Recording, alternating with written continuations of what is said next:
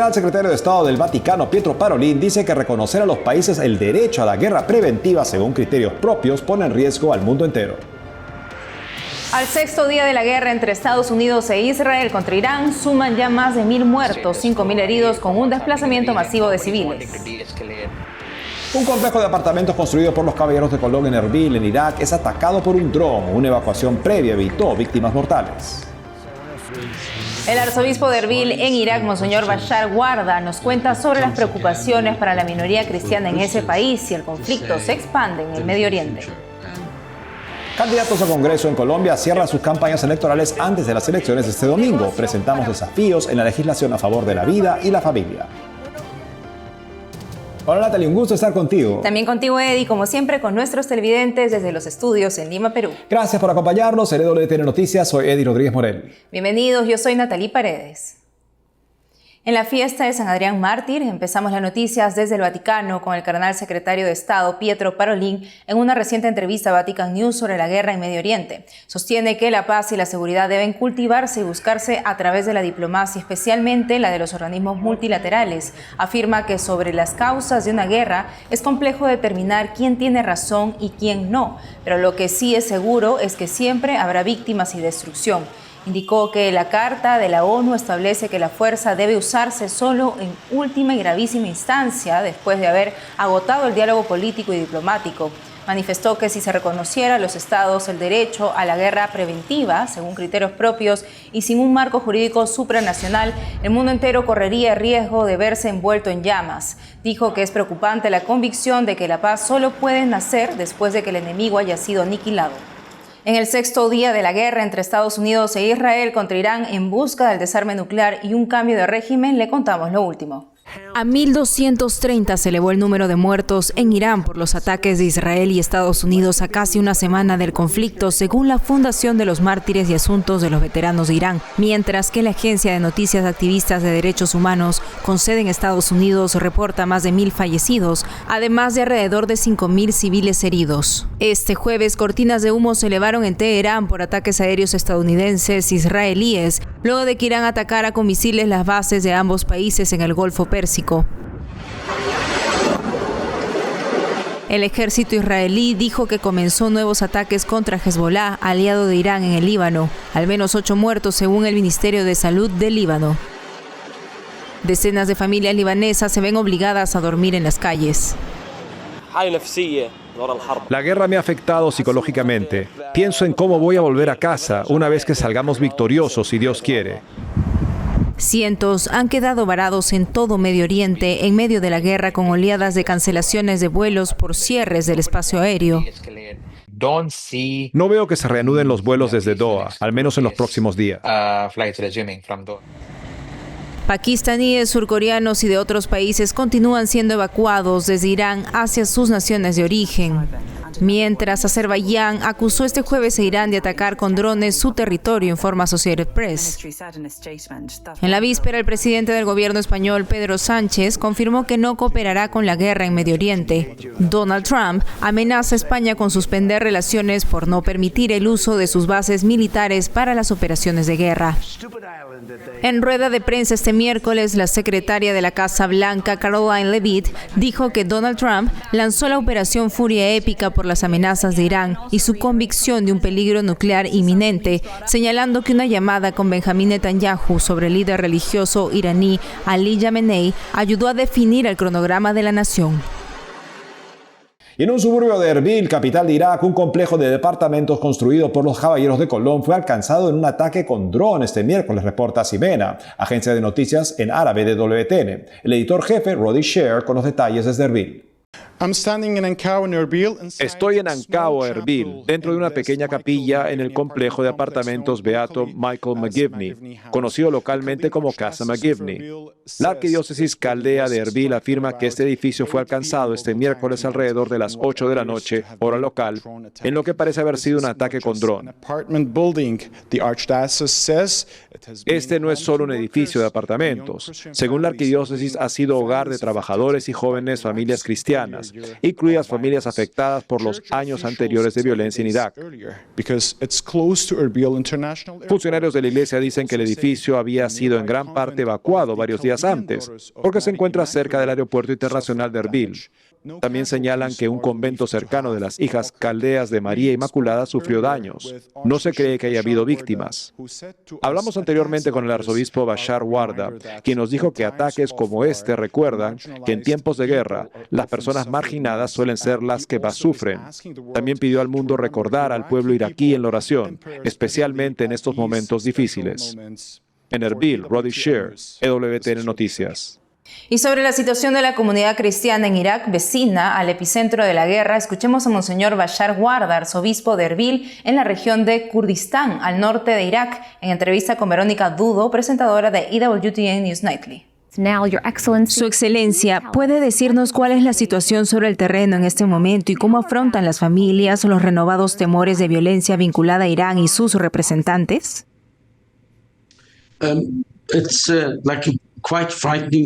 Es un momento bastante aterrador, porque cada vez que surge la violencia, viejas preguntas vuelven a aparecer. ¿Nos impactará? ¿Realmente tendremos que irnos de nuevo? ¿Nuestros hijos tienen futuro? Ya sabes, no hay escuelas, ni colegios, ni universidades. Todo ha estado detenido casi una semana. Quiero decir, la economía está colapsando y había una crisis en la economía, sin mencionar que de vez en cuando aparecen este tipo de misiles. Quiero decir, pasando por el cielo de Erbil, y probablemente cada 3 o 4 horas es como si Erbil fuera alcanzado por cohetes o drones. El miedo está ahí, y el alcance de la violencia es cada vez mayor, porque siguiendo las noticias, vemos que nuevos países están siendo atacados en nuevos lugares. Todas estas preguntas siempre resultan inquietantes para las familias.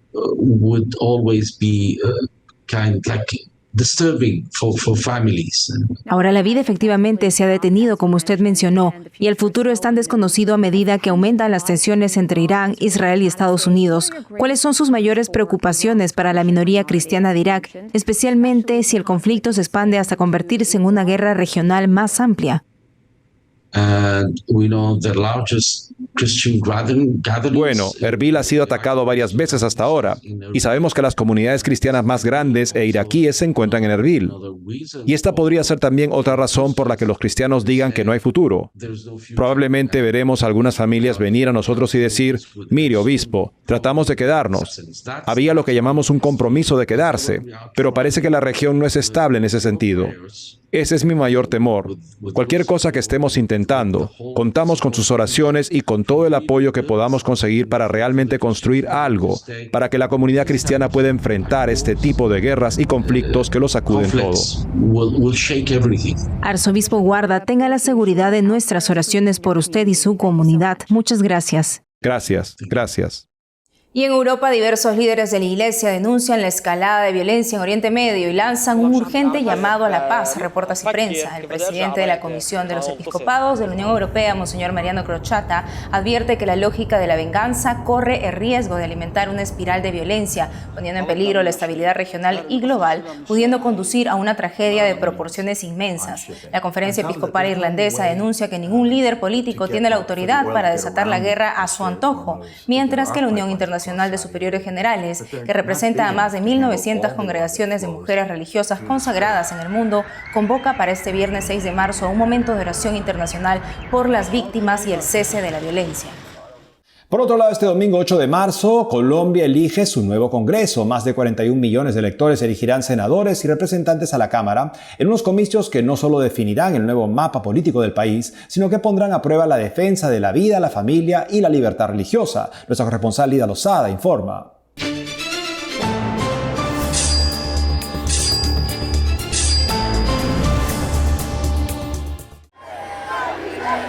Nos queda una semana para convencer a todos aquellos. El fin de semana último, con eventos masivos en plazas públicas y auditorios, cerraron sus campañas políticas quienes buscan conformar el Congreso de la República de Colombia durante los próximos 4 años. Según la registraduría, en esta contienda compiten más de 3.000 candidatos.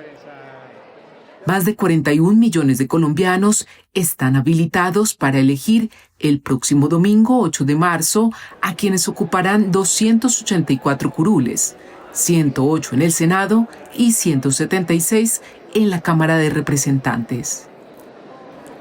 La Conferencia Episcopal pidió al pueblo colombiano participar activamente y en paz en estas elecciones, haciendo uso con plena libertad, sin sobornos, del derecho al voto, entendiéndolo no solo como un trámite, sino también como un deber moral. Invitamos a discernir las propuestas de los candidatos a la luz de los valores humanos y cristianos, de tal modo que se promueva y defienda la vida, la dignidad de la persona humana, el cultivo de la casa común, la verdad, la justicia, la libertad y la solidaridad. En el Congreso que termina se consolidó una bancada provida con más de 50 congresistas de diferentes partidos bajo el lema Más cunas y menos ataúdes. Defendieron la vida desde la concepción hasta la muerte natural y promovieron causas en favor de la familia y la libertad religiosa. Frente a la agenda contraria a los principios cristianos y a la dignidad humana del actual gobierno de izquierda del presidente Gustavo Petro, la plataforma ciudadana Unidos por la Vida habla de los frutos de la bancada provida.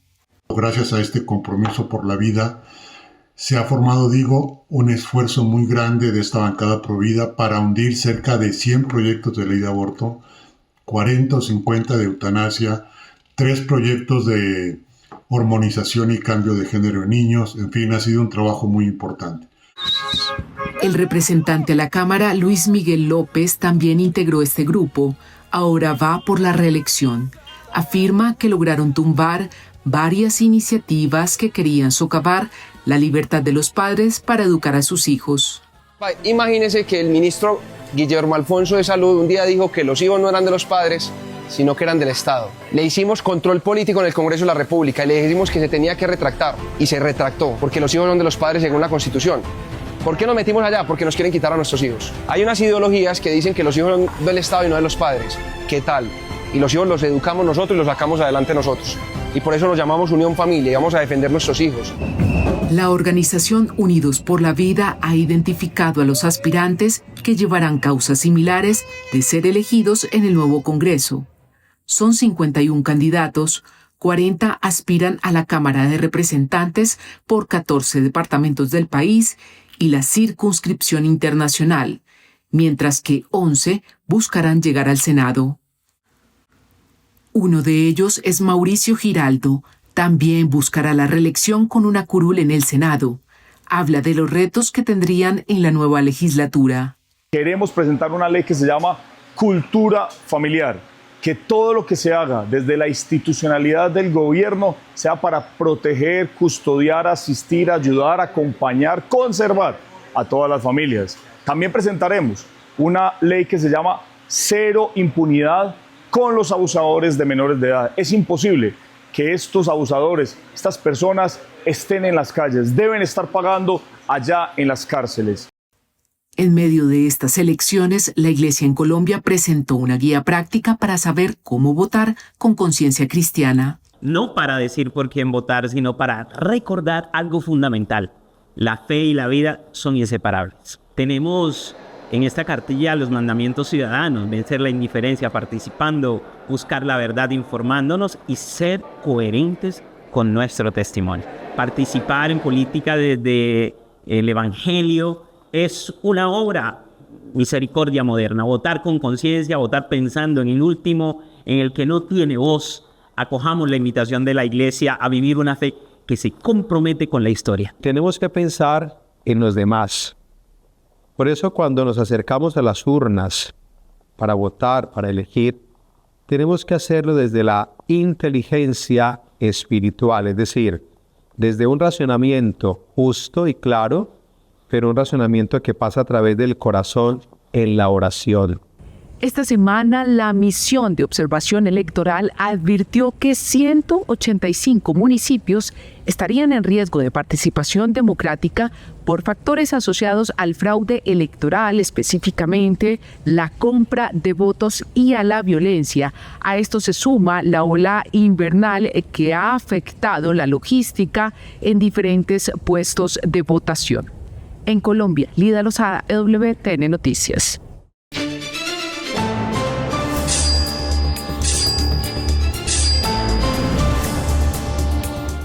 Hacemos una pausa y al volver, Luxemburgo se convierte en el segundo país del mundo después de Francia en incluir el derecho al aborto en su constitución. Además, este domingo inicia la colecta nacional de Cáritas del Perú. Mira con el corazón para apoyar a los más vulnerables. Entrevistamos a su presidente, Monseñor Guillermo Cornejo. Regresamos con más noticias con Enfoque Católico.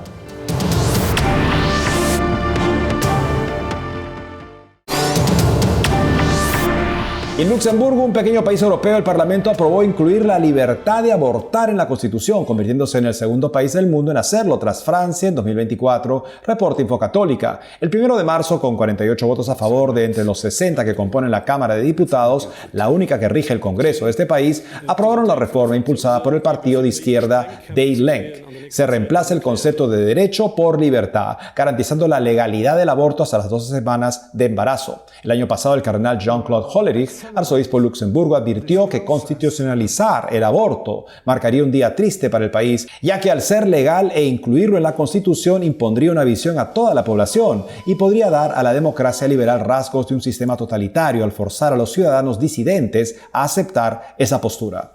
Este 8 de marzo en Perú, en plena Cuaresma, inicia la gran colecta anual de recaudación de fondos en favor de los más necesitados. El presidente de Cáritas del Perú, Monseñor Guillermo Cornejo, nos da los detalles en esta entrevista.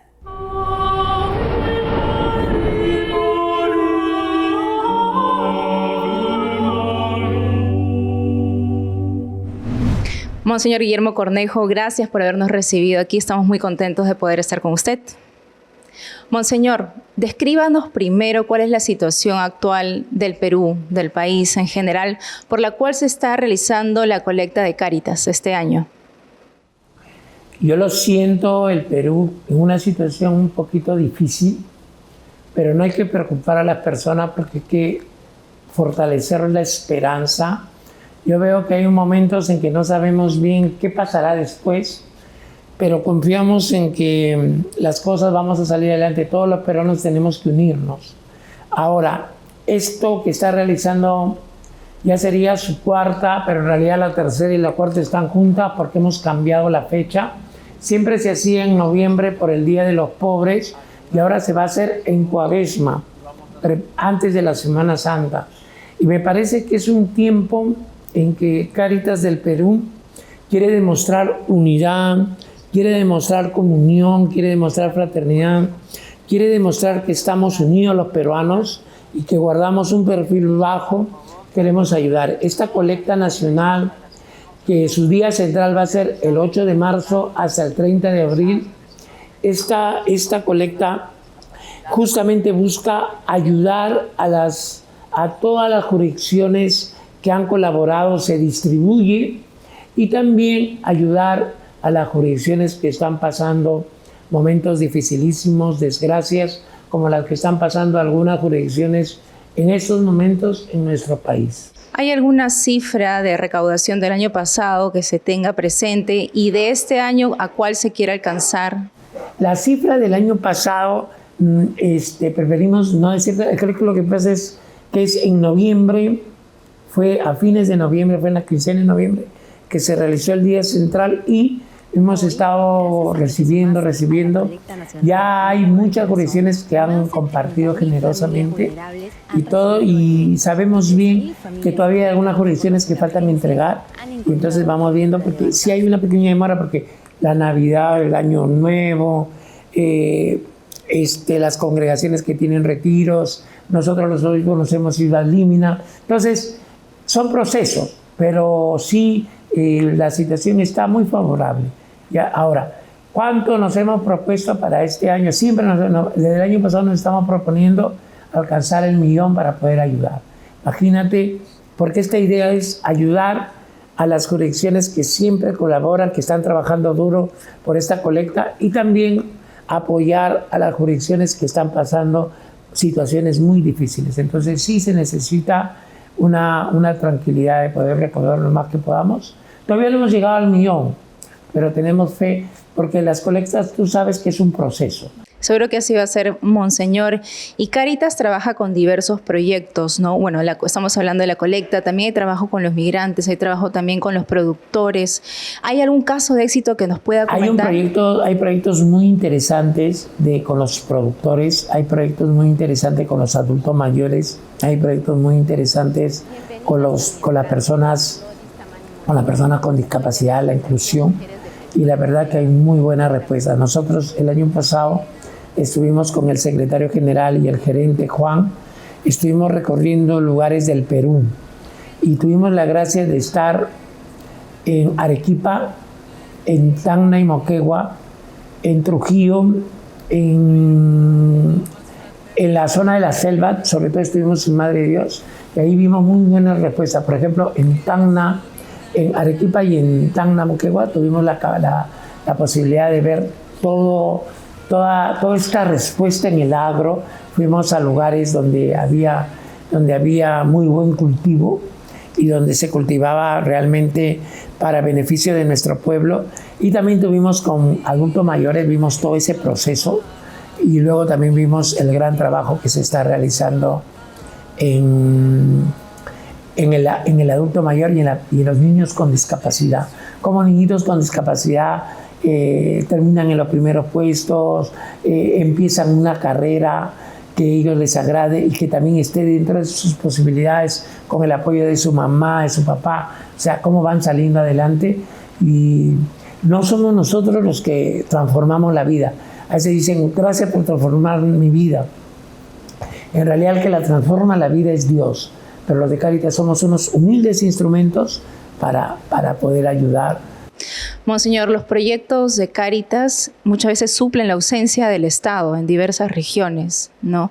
En este contexto de elecciones próximas en abril, ¿cuál sería su mensaje para el presidente electo y también para el Congreso que va a acompañar al presidente? Yo le pediría a todos los peruanos y a los que tengan cargos, responsabilidades, que sean muy humildes, muy sencillos, que no se alegren tanto de los demonios que se someten, que se alegran más, que si hacen una buena labor, su nombre estará escrito en el cielo. Lucas 10:20. Que sean muy humildes y sencillos. Yo te agradezco, Señor, y te bendigo, porque elegiste esas cosas no a los sabios e inteligentes, sino a los pequeñitos. Lucas 10:22. Y que estén dichosos de nuestra patria, que no estén buscando beneficios particulares, beneficios personales, encerronas, acuerdos bajo la mesa, sino que busquemos lo mejor para el Perú. Que busquemos lo mejor para el Perú. Lucas 10:24, dichosos los ojos que pueden ver lo que tú estás viendo, porque cuántos grandes reyes y profetas quisieran ver lo que tú estás viendo y oír lo que tú estás oyendo. Hoy más que nunca necesitamos darnos íntegro, pensar en nuestra patria, pensar en Dios, en nuestra patria, en la realidad, que no hayan guerras, mejorar este mundo por un mundo mejor. Yo sería de la idea que la persona que va a tener esa gran responsabilidad se ponga en oración y le diga a Dios que quiere hacer lo mejor en nombre de Dios y lo mejor en nombre del prójimo y lo mejor en el nombre de los más necesitados. Hoy más que nunca necesitamos que cambie nuestro corazón, que pensemos en todo el pueblo peruano y no en nuestros intereses personales. Y también mucha esperanza.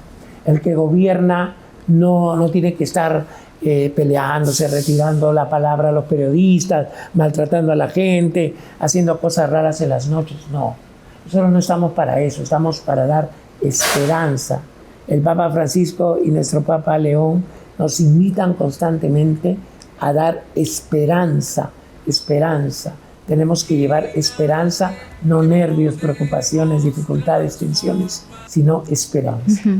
Gran mensaje, Monseñor, transformar el corazón, llevar esperanza. Nuestro país necesita esperanza, sobre todo en estos momentos. Muchas gracias por la labor que realizan desde Cáritas y gracias por habernos recibido. Dios los bendiga. Muchas gracias, y ustedes siempre son una institución que siempre está ahí, y los felicito y les agradezco por su cercanía. Que Dios me lo bendiga. La bendición de Dios Todopoderoso, Padre, Hijo y Espíritu Santo, esté siempre con todos ustedes y los acompañe siempre.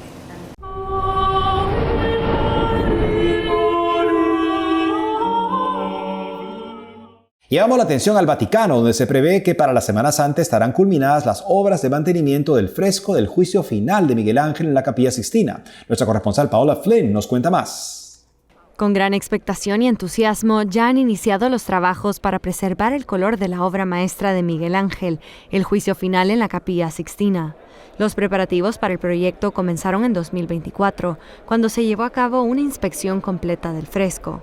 Gracias al trabajo de la oficina que supervisa las condiciones ambientales dentro de la Capilla Sixtina, como la temperatura y la humedad, los análisis detallados pudieron descubrir algo extraordinario. Que no se trata solo de una manutención ordinaria, No era un simple mantenimiento de rutina, sino una serie de análisis diagnósticos de observaciones detalladas que nos permitieron identificar una fina capa de sustancia blanquecina que nuestro Departamento de Investigación Científica identificó como lactato de calcio y que se puede eliminar fácilmente con una simple limpieza con agua desionizada y una fina capa de papel japonés. Un sottile velo de foglio di carta giapponese. Fabio Moresi, director del Gabinete de Investigación Científica de los Museos Vaticanos, explicó que este velo blanco se formó por la cantidad de personas que visitaron este fresco.